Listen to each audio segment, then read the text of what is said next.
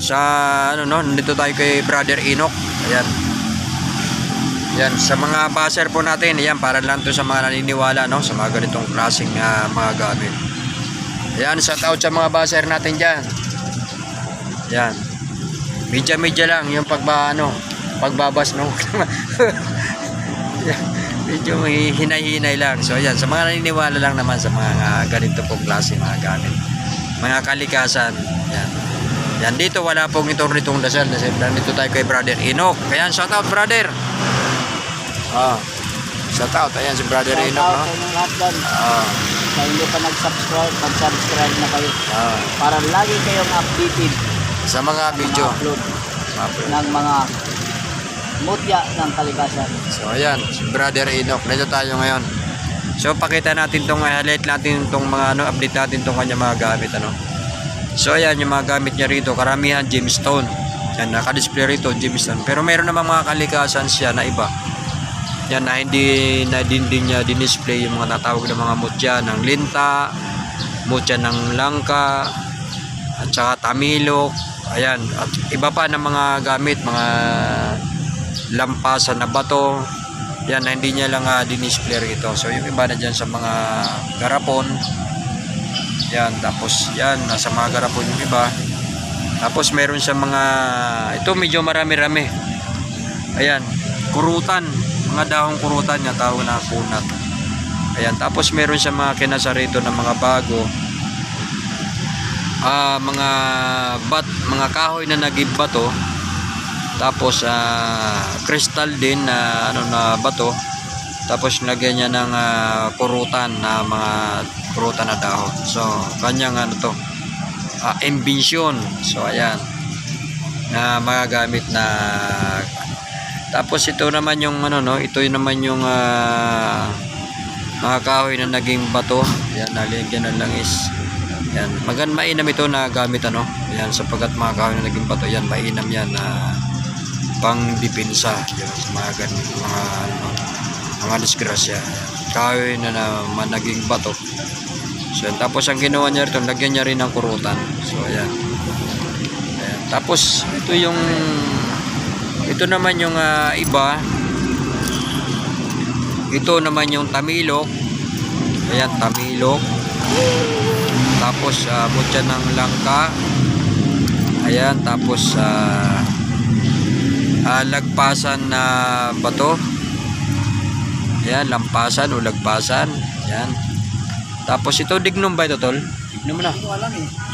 O dignum, dignum na. Tapos salsagan. Yan, parang kilala ko yung ganitong klaseng kasa. So ayan, salsagan. So yung mga gamit dito. Tapos itong isa, yan, tagupaypay. Yun.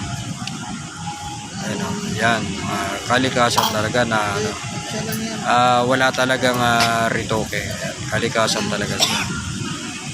So ayan, tagupaypay yun. Na ibang tawag dito, kamay ni Angelito. So ayan, mga ibang gamit. Tapos meron ditong gamit na natawag na kamandag na bato. So ayan, bilib lang ako rito, sapagkat napakalakas ng kanyang magnet. So ayan, ito po yung magnet. Talaga napakalakas po ng kanyang magnet. So kamandag na bato. So kakaibang gamit naman ito. Ayan. Talagang siya, napakalakas po talaga ng kanyang magnet. So ayan, kung tawagan ni Utol kamandag na bato. So ayan, yung mga bago rito ni Brother Enoch. Tapos ito yung tori, ayan, na kristal. Tapos ito rin yung isa. Ayan, tapos ito namang iba, ayan, yung mga iba, ayan, mga gemstone na po yan. Ayan, so alam naman natin, pagka gemstone, yan ay pang paswerte, mga ganito. Ayan, may ibang klase mga gemstone. May carnelian, may carnelian agate. So ayan, may ibang klase ng mga gemstone. So ayan. Tapos itong isa, ayan, ito kakaiba, sapagkat yung shell ay kumapit dito sa bato. So kakaiba rin itong gamit. Ayan, kumapit sa bato yung shell. Ayan. Ito naman hindi naman to ano, talaga mga original talaga siya. Tapos meron siya rito mga gamit na tatlo. Ayan. Kanya para siyang itlog. Ayan. Tapos ito, Carnelian agate. Ayan, gemstone din. Itong tatlo, kahanay siya mga gemstone. Pero kakaibang lang siya sapagkat ayan, ito parang itlog siya. Yan, isang uri din ng gemstone. Tapos ito, ganun din. Carnelian. Yan, tapos ito tinatawag niya na batong kalawakan, sabi ni brother. So ayan, mga kakaibang klaseng gamit. So yan talagang ano siya, maganda rin klase sapagkat mga gemstone. Ayan na po yan, ayan, magandang klase.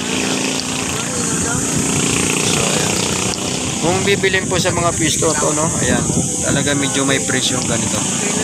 Kasi bibihira po yan na mga ganitong klase. Tsaka sobrang, pag mga gemstone, yan po ay talaga napakadulas na po sa kamay. Ayan. Kakaiba pong klaseng gamit. Mga dito ni brother.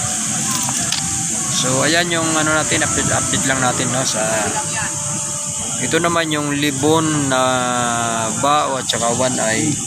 Yung laman, ayan, kombinasyon niya, linagyan niya ng langis. So ayan, panghaplas, tsaka pwede rin po siya sa mga mudya, panghaplas. Yung laman ng bao na isang mata at saka wala. So ayan, tapos dito ayan, ganun din ang ginawa niya rito. Kaya lang dito mas marami yung mga dahong kurutan. Yan ang ginawa niya rito. So ayan, mga laman ng nyug, tapos mga dahong kurutan. Pwede siya sa panggamutan, pwede siya sa mga haplas sa gamit. So ayan yung mga gamit dito ni brother ngayon. I-update lang natin yung gamit brother sapagkat minsan lang tayo sa kanya makasumpong na pagbablog. So ito, ayan, meron naman itong kakaiba din na gamit. So ito naman yung common na po ito, yung white umo. Alam naman natin pag sinabing white umo, yan po ay sakabal. Yan, kahit anong basag po ito hindi po nababasag. Gamitan po ng martilyo, maso. Yan, hindi po siya kayang basagin. Yan, sapagkat tinatawag po na batong engkanto, white umo. Yan, sakabal. Ayan, yung iba ginagamit ito sa panggagamot. Kasangkapan sa panggagamot.